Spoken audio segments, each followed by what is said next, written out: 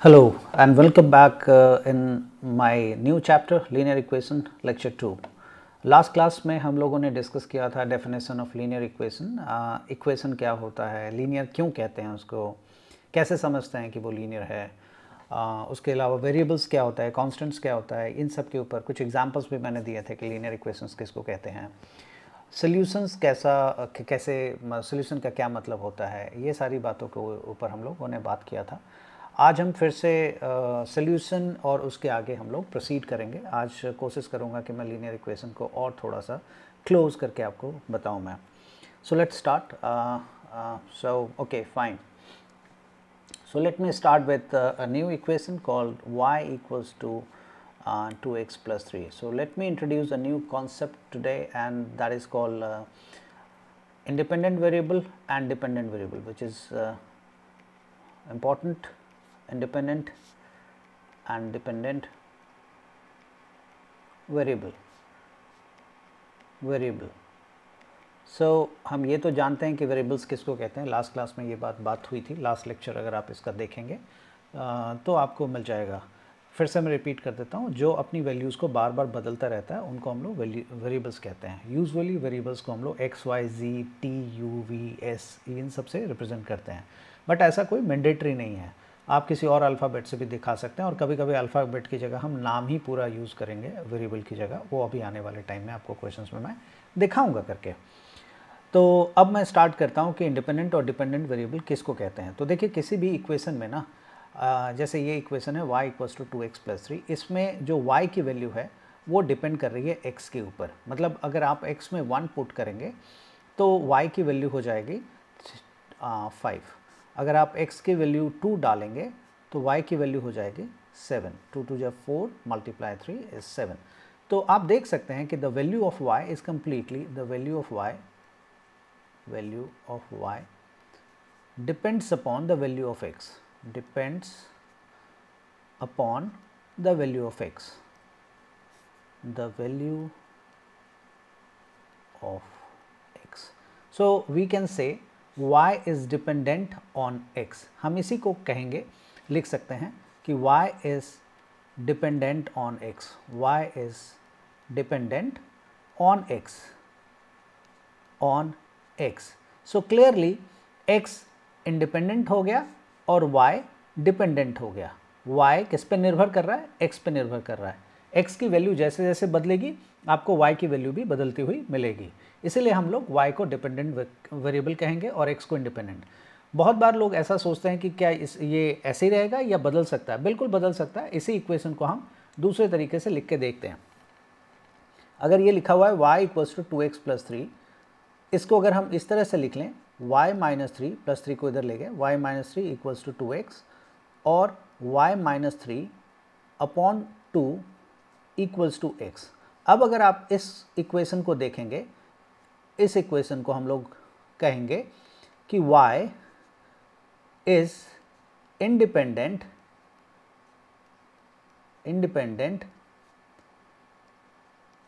x is dependent. तो ये आप देख सकते हैं कि जो अभी तक इंडिपेंडेंट था वो डिपेंडेंट बन गया और जो डिपेंडेंट था वो इंडिपेंडेंट बन गया। तो ऐसा इक्वेशन में बिल्कुल हो सकता है कि एक जो इंडिपेंडेंट वेरिएबल है उसको आप डिपेंडेंट बना दें और जो डिपेंडेंट है आप उसको इंडिपेंडेंट बना दें। इस केस में आप ये क्लियरली देख सकते हैं, और किसी और केस में भी आप ऐसा बना सकते हैं। तो इंडिपेंडेंट वेरिएबल और डिपेंडेंट वेरिएबल कोई डेफिनेटिव नहीं होता या फिर कोई कांस्टेंट नहीं होता है। ये बदल सकता है, जब आप चाहेंगे आप बदल सकते हैं इसको। तो ये बात आपको समझ में आ गई होगी कि डिपेंडेंट वेरिएबल और इंडिपेंडेंट वेरिएबल किसको कहते हैं। एक और बात इसमें मैं जोड़ देना चाहूँगा कि हमेशा ध्यान रखें आप इस बात का कि जो डिपेंडेंट वेरिएबल होता है वो हमेशा y एक्सिस पे होता है। Dependent variable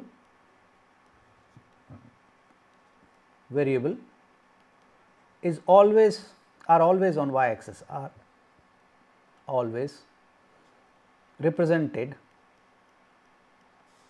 on y axis, whereas independent variable जो होगा वो हमेशा x एक्सिस पे होगा। Independent variable are always on x axis, on X axis. ये आप ध्यान रखेंगे इस बात का कि डिपेंडेंट वेरिएबल हमेशा वाई एक्सिस पे होता है और इंडिपेंडेंट वेरिएबल हमेशा एक्स एक्सिस पे होता है। अब आपको ये भी लग सकता है कि इसकी ज़रूरत क्यों पड़ेगी। अभी आने वाले टाइम में जब मैं ग्राफ बनाऊंगा उस समय जब वेरिएबल चेंज करूंगा तब आपको ये बात समझ में आएगी कि इसकी कितनी अहमियत है। ओके, अब हम नेक्स्ट टॉपिक के ऊपर जाते हैं। Next topic in the sense मेरा कहने का मतलब है कि इसको बदलते हुए अब हम आगे देखते हैं कि इसके बाद हम पढ़ेंगे। ये बात तो आपको समझ में आ गई। लास्ट क्लास में हम लोग पढ़ रहे थे standard equation of linear equation. So a1x plus b1y plus c1 equals to 0, this is एक इक्वेशन हो गया। दूसरा है a2x plus b2y plus c2 equals to 0, ये दूसरा इक्वेशन हो गया। तो ये दोनों equation pair of linear equation है। इन्हीं को हम लोग कह सकते हैं कि जो linear equation in two variable जो आपको सॉल्व करना है उसके लिए दो इक्वेशन का होना जरूरी है, तभी आप उसकी वैल्यू निकाल सकते हैं। लास्ट क्लास में मैंने आपको बताया था कि अगर हमारे पास एक ही इक्वेशन है और दो वेरिएबल्स हैं तो उस केस में जो वैल्यूज़ निकलेंगी वो इनफाइनाइट निकलेगी। तो आप इनफाइनाइट वैल्यू नहीं निकालना चाहते, या अगर निकालना भी चाहते हैं तो वो तो बहुत आसान है। आपको बता दिया था कि आप प्लग इन करेंगे और आपको पता लगता जाएगा जिससे भी इक्वेशन सेटिस्फाई हो रहा है वही है ये। इसमें अक्सर बच्चों को कन्फ्यूज़न होती है कि यार ये a1 b1 c1 ये सब चीज़ें कहाँ से आ रही हैं, ये क्या चीज़ है। उसके लिए मैं एक दूसरा एग्जाम्पल पैरेलली दिखा देता हूँ आपको कि 2x plus 4y minus 7 equals to 0, and दूसरा ले लेता हूँ 3x minus 2y plus 5 equals to 0। ये इक्वेशन मैंने ले लिया। अब यहाँ पे आप देखेंगे कि दरअसल में जो a1 है, इस इक्वेशन को अगर आप इससे कंपेयर करेंगे तो आप देखेंगे कि a1 जो है वो 2 है, b1 जो है वो 4 है और c1 जो है वो -7 है। -7 क्यों है, इसके लिए आप बहुत आसानी से इसको समझ सकते हैं। मैं इसके लिए ये इसी इक्वेशन को दोबारा लिख देता हूँ। आप यहाँ लिखेंगे 2x plus 4y plus minus of 7 equals to 0। आप जानते हैं प्लस माइनस माइनस होता है, तो -7 को प्लस टाइम्स ऑफ -7 आप लिख सकते हैं। तो ये जो -7 है ये c1 की जगह आ गया, ठीक है, क्योंकि स्टैंडर्ड इक्वेशन हमारा एकदम आप कह सकते हैं कि जो जनरल इक्वेशन है वो ऐसा है, प्लस c1 है, तो इसीलिए मैंने एग्जैक्टली उसको उसी तरह से बना दिया, फ्रेम कर दिया।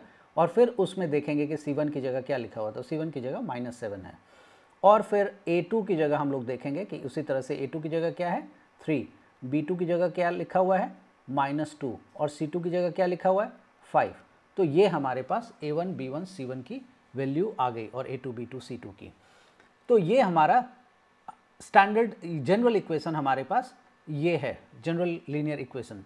इसमें ध्यान रखेंगे आप कि a1, b1, c1, a2, b2, c2 ये सारे के सारे बिलोंग करते हैं रियल नंबर को, मतलब सब के सब ये रियल वैल्यूज़ होंगे।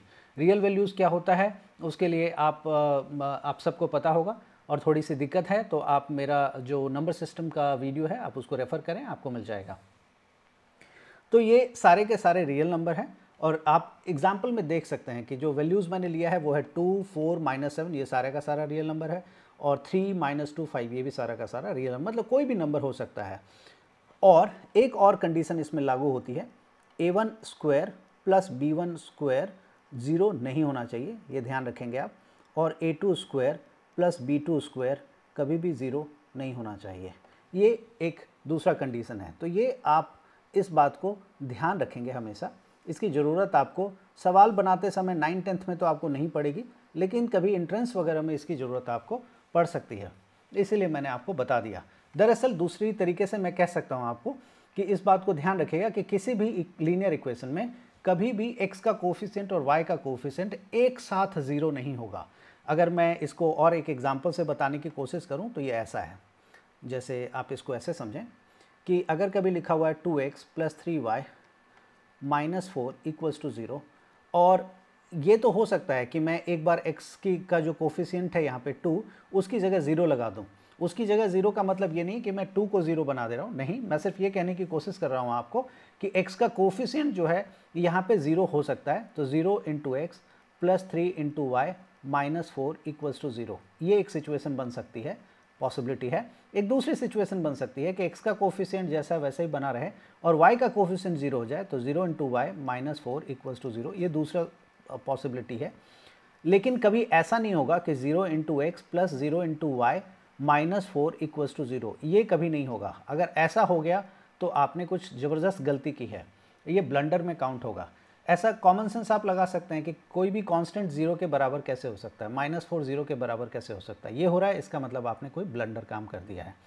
तो इसको ध्यान में रखेंगे आप कि दोनों एक साथ, आसान भाषा में दोनों एक साथ 0 नहीं होना चाहिए। कोई एक 0 हो सकता है, उससे कोई दिक्कत नहीं है, उसके बावजूद भी हम इक्वेशन का वैल्यू निकाल सकते हैं, सोल्यूशन निकाल सकते हैं। लेकिन दोनों एक साथ अगर 0 हो गया, इसका मतलब हमने कुछ ना कुछ गलती कर दी है। तो इसी को वहाँ पे a1 square plus b1 square is not equals to 0 के फॉर्म में दिखाया गया। अगर आप उसमें अगर आपको दिक्कत है तो आप ये जो मैं बता रहा हूँ आप इसको ध्यान रखें, that is more than sufficient. एक और बात आप ध्यान रखेंगे कि कभी भी अगर कोई वन वेरिएबल का लीनियर इक्वेशन है, वन वेरिएबल का, जैसे एज्यूम करिए कि लिखा हुआ है x प्लस 4 इक्वल्स टू 0, आपको बोला गया कि इसको दो वेरिएबल का लीनियर इक्वेशन आप इसको बना के दिखाइए मुझे, दो वेरिएबल का। तो आप इसमें दो वेरिएबल कहाँ से लाएंगे, y कहाँ से लेकर के आएंगे, आप तो ला ही नहीं सकते। इसमें यह भी पूछा जा सकता है कि भाई कि आप इसमें a1 x plus b1 y plus c1 equals to 0 दिया हुआ है, आप इसी फॉर्म में इसको लिख के दिखाएं। तो कैसे लिखेंगे ये देखिए, इसको हम लोग लिखेंगे a1x, x का कोफिशिएंट क्या है a1, तो x का कोफिशिएंट यहाँ पे क्या है, कुछ भी नहीं लिखा हुआ, तो कोफिशिएंट क्या होता है 1, तो 1 into x plus b1y, y का कोफिशिएंट है यहाँ पे, y तो है ही नहीं, कोफिशिएंट तो बड़ी दूर की चीज़ है, तो कोई बात नहीं, हम क्या करेंगे लिखेंगे 0 into y plus 4 equals to 0। अब ये देखिए जो एक वेरिएबल का इक्वेशन था उसको मैंने दो वेरिएबल के इक्वेशन में कन्वर्ट कर दिया। ये अलग बात है कि y का कोफिशिएंट 0 है लेकिन आपको x और y दिख तो रहा है ना, तो इसमें आपने दो वेरिएबल में इसको कन्वर्ट कर दिया। अब आपको अगर a1 b1 लिखना हो तो a1 की जगह 1, b1 की जगह 0 और c1 की जगह 4, ये a1 b1 और c1 की वैल्यू हो गई। उम्मीद है कि ये पार्ट आपको समझ में आ गया होगा। So let's move ahead and take some new concepts and okay fine. अब हम लोग डिस्कस करेंगे सोल्यूशन के बारे में। सोल्यूशन जो कि कल भी मैं डिस्कस कर रहा था, आज भी हम लोग सोल्यूशन के बारे में ही डिस्कस करेंगे, सोल्यूशन को ही आगे लेकर के चलेंगे। सोल्यूशन ऑफ लीनियर इक्वेशन, मैंने पहले भी आपको बताया था कि कभी भी अगर एक वर्ड यूज़ हो गया है इक्वेशन, तो ध्यान रखेंगे आप कि उसके साथ एक पूंछ जैसे एक दूसरा वर्ड चलता है और वो वर्ड है सोल्यूशन, जरूर रहेगा सोल्यूशन उसके साथ। तो अब सवाल उठता है कि जो सोल्यूशन हमारे पास है, कोई भी लीनियर इक्वेशन दे रखा है और अगर हमें उसका सोल्यूशन निकालना है तो हम कैसे निकाल सकते हैं। तो इसको आप पिक्चराइज करें, पिक्चराइज मतलब दिमाग में पिक्चराइज करें, जस्ट जो मैं समझाने की कोशिश करूंगा आप उसको समझें, बजाय इसके कि स्ट्रेट अवे सोल्यूशन निकालने के ऊपर चले जाएं। अब जैसे मैं एक एग्जांपल देता हूं आपको कि अगर कभी दिया हुआ है x plus y equals to 14 and x minus y equals to 4, ये पेयर ऑफ लीनियर इक्वेशन है। आप किसी को भी इक्वेशन को ऊपर लिख सकते हैं, किसी इक्वेशन को नीचे लिख सकते हैं, ये आपकी श्रद्धा है, आपकी मर्जी है, आप जो चाहें लिख सकते हैं। मतलब x plus y equals to 14 को नीचे वाली की जगह लिख सकते हैं और x minus y equals to 4 को ऊपर वाली इक्वेशन में लिख सकते, मतलब उसकी जगह लिख सकते हैं। तो आप किसी को आगे पीछे लिख सकते हैं, इससे कोई दिक्कत नहीं होगी। अब इसके सोल्यूशन हम समझेंगे कि किस तरह से निकाले जाते हैं। तो देखिए सोल्यूशन दो तरह का दिखेगा आपको, एक अलजेब्रिक सोल्यूशन है जो कि आप सॉल्व करके निकालते हैं, उसको आप सॉल्व करने में मज़ा तो आ सकता है लेकिन आप इंटरप्रेट करने में शायद आपको दिक्कत हो। और दूसरा ग्राफिकल सोल्यूशन है। तो ग्राफिकल सोल्यूशन पिक्चराइज करना आसान होता है, देख करके भी आपको समझ में आएगा कि क्या हो रहा है और कैसा ये दिखता है। तो मैं स्टार्ट करूंगा सोल्यूशन में, अलजेब्रिक बाद में करूंगा। सबसे पहले मैं आपको ग्राफिकल सोल्यूशन के बारे में बताऊंगा कि ग्राफिकल सोल्यूशन इसका कैसे कैलकुलेट किया जाता है, कैसे हम ग्राफिकल सोल्यूशन इसका निकालते हैं। तो ग्राफिकल सोल्यूशन के लिए हम लोग क्या करेंगे, सबसे पहले इसमें ग्राफ ड्रॉ करेंगे। तो ग्राफ ड्रॉ करने के लिए मैंने आपको कहा था कि आपको एक्स एक्सेस और वाई एक्सेस बनानी पड़ेगी। मैं पेन का कलर चेंज कर लेता हूँ और यहाँ से स्टार्ट करके ये रहा मेरा एक्स एक्सेस बन गया और एक दूसरा एक्सेस मैं बनाऊंगा दैट इज़ वाई एक्सेस, दोनों के आपस में परपेंडिकुलर होगा, ये आप जानते हैं, आपको ग्राफ में ये बात बता दी गई है।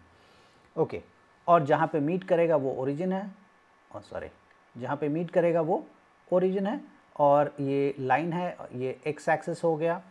उसके लेफ़्ट साइड में क्या होता है, एक्स प्राइम होता है, और इसके टॉप में क्या होता है, वाई होता है, और बॉटम पे क्या होता है, ये वाई प्राइम होता है।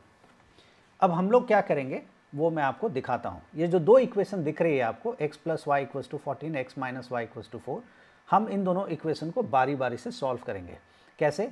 देखिए x plus y equals to 14 है, मैं थोड़ा छोटा लिखता हूँ ताकि एक ही जगह पे मैं रख सकूँ इसको। आप क्या करें, x equals to 14 minus y लिख दें। इसको क्या कहते हैं हम लोग, इसमें क्या है आपको मैं रिपीट कर दे रहा हूँ, y is called independent variable and x is called dependent variable. मतलब y में आपको जो श्रद्धा है आप वैल्यू रख सकते हैं, आपको x की वैल्यू मिलती चली जाएगी। तो x की वैल्यू डिपेंड करती है y पे।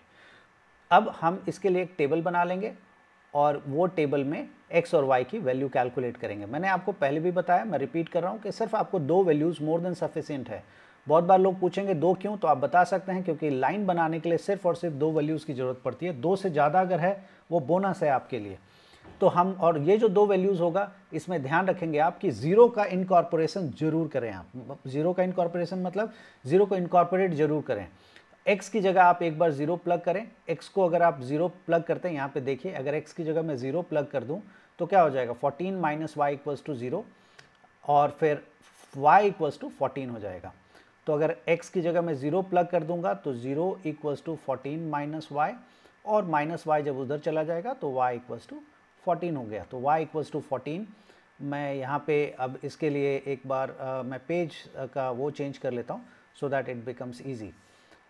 Let me change the page and page graphical कर देता हूँ मैं। इससे आप लोगों के लिए ईजी हो जाएगा। Page style is graph. Now it must be better. Okay.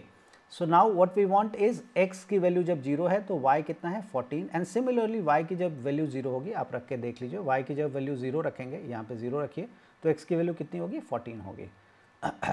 अब x की वैल्यू 14, हम अब इसको अगर एक मतलब 14 तो आपको अपने ग्राफ कॉपी पे काउंट करना पड़ेगा। So let's assume this to be 1 2 3 4 5 6 7 8 9 10 11 12 13 14। सो ये वाला पॉइंट हमारा 14 है, ये वाला पॉइंट हमारा 14 है। एंड सिमिलरली y में भी 14 मान लेते हैं कि यहाँ पे कहीं होगा y में 14। तो आपको क्या करना है कि इन दोनों को जोड़ देना है। इन दोनों को जोड़ देंगे तो एक लाइन बन जाएगा। तो ये रहा, मैं इनको जोड़ देता हूँ, ये ओके। तो ये हमारा एक लाइन तैयार हो गया। ओके, तो अब मैं दूसरे इक्वेशन की तरफ जाऊंगा। दूसरा इक्वेशन है हमारे पास x minus y equals to 4। x minus y equals 4। आप फिर से एक टेबल बनाएंगे, यहाँ पे साइड में मैं टेबल बना देता हूँ। आप x और y की वैल्यूज़ निकाल लें। x y, फिर से मैंने कहा था ज़ीरो को जरूर इन्वॉल्व करें। So plug y equals to 0, अगर y की जगह 0 रखेंगे तो x minus 0 which is x equals to 4, तो x की वैल्यू 4 आ जाएगी। सिमिलरली अगर आप x की जगह 0 रखेंगे तो y इक्वल्स टू, देखें अगर आप x की जगह 0 रखेंगे तो माइनस वाई इक्वल्स टू 4 है, which is y equals to minus 4। Minus left से राइट की तरफ चला जाएगा, सो विच इज़ माइनस 4।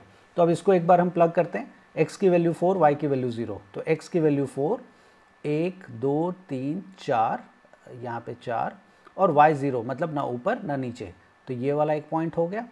और एक बार है x की वैल्यू 0, y की वैल्यू -4, तो y की वैल्यू -4 किधर होगी, नीचे की तरफ होगी। तो ये रहा 1 2 3 4, ये रहा 4, और इसमें x कहाँ है, कहीं ऊपर मतलब थोड़ा सा भी आगे पीछे गया है क्या, नहीं गया, ना इधर गया, ना लेफ्ट गया, ना राइट गया, कहीं भी नहीं गया। तो इसलिए हम ये वाला पॉइंट मार्क कर देंगे। अब इन दोनों को जोड़ते हुए एक हम लाइन बना देंगे। So let's draw a line by joining these two point. हम एक्सटेंड कर देते हैं इसको। ओके, अब ये मैंने ज्वाइन कर दिया। अब आप देखें कि ये दोनों लाइन कहाँ एक दूसरे को इंटरसेक्ट कर रहा है, ये इस जगह पे इंटरसेक्ट कर रहा है। तो ये पॉइंट ऑफ इंटरसेक्शन जो होगा ये इन दोनों लाइन का सोल्यूशन कहलाएगा। जो पॉइंट ऑफ इंटरसेक्शन है ये इन दोनों लाइन का सोल्यूशन कहलाएगा। क्यों कहलाएगा ये भी बता रहा हूँ मैं आपको। पॉइंट ऑफ इंटरसेक्शन ये जो भी होगा, अब ये तो आपने खुद ही देखा है कि मैंने ग्राफ का जो लाइनिंग वाला पेज है ये मैंने बाद में डाला, इसलिए मुझे एग्जैक्टली नहीं मिला, बट एक और क्वेश्चन में ले लूँगा, उसमें मैं एग्जैक्टली आपको दिखा दूँगा कि क्या है। तो पॉइंट ऑफ इंटरसेक्शन जो भी होगा, ये पॉइंट ऑफ इंटरसेक्शन आप कैसे फाइंड करेंगे, इसके कॉरस्पॉन्डिंग x की वैल्यू देखेंगे। तो मान लेते हैं x की वैल्यू यहाँ पे है 4, 5, 6, 7, 8, 9 विच इज़ करेक्ट, एंड y की वैल्यू देख लेते हैं 1, 2, 3, 4, 5, अराउंड 9। ओके, x की वैल्यू 9 ले लें और y की वैल्यू 5 ले लें, तो 5 ही है, ये अराउंड 5 है, this is 5 actually. Okay, so this 9,5, x की वैल्यू 9 और y की value 5, this is the solution. इसको मैं दूसरा एक और पेज पे करके दिखा देता हूँ आपको, दूसरे क्वेश्चन को। तो 9,5 इज़ द सोल्यूशन, 9,5 सोल्यूशन है। क्या मतलब हुआ इसका? 9,5 सोल्यूशन का मतलब ये है कि अगर ये 9,5 आप इस इक्वेशन पर डालेंगे तो आप देखेंगे इक्वेशन सेटिस्फाई करता है। सेटिस्फाई मतलब LHS इक्वल्स टू RHS होता है, और 9,5 अगर आप इस इक्वेशन पर डालेंगे तो भी आप देखेंगे LHS इक्वल्स टू RHS होता है। आप डाल के देख सकते हैं, चेक कर लेता हूँ मैं। x की जगह 9 डालता हूँ, y की जगह 5 डालता हूँ, कहाँ से आ रहा है, ये रहा, ये वाला पॉइंट 5। तो 9 + 5 equals to 14 which is correct. अब देखिए इसका भी RHS में 14 है, तो 14 इक्वल्स टू 14, तो ये करेक्ट है। और एक बार मैं यही 9,5 सेकेंड इक्वेशन में डालूंगा, x की जगह 9 विच इज़ 9 और y की जगह 5 विच इज़ 9 - 5 इक्वल्स टू 4। तो आप देख सकते हैं 9 - 5 4 होता है, और RHS में भी 4 है, तो LHS इक्वल्स टू RHS हो गया। इसका मतलब ये जो वैल्यू हमने निकाला है 9,5, दिस इज़ एब्सोल्युटली करेक्ट। तो इसका सोल्यूशन होगा 9,5। तो आप कह सकते हैं 9,5 is the solution of the given equation.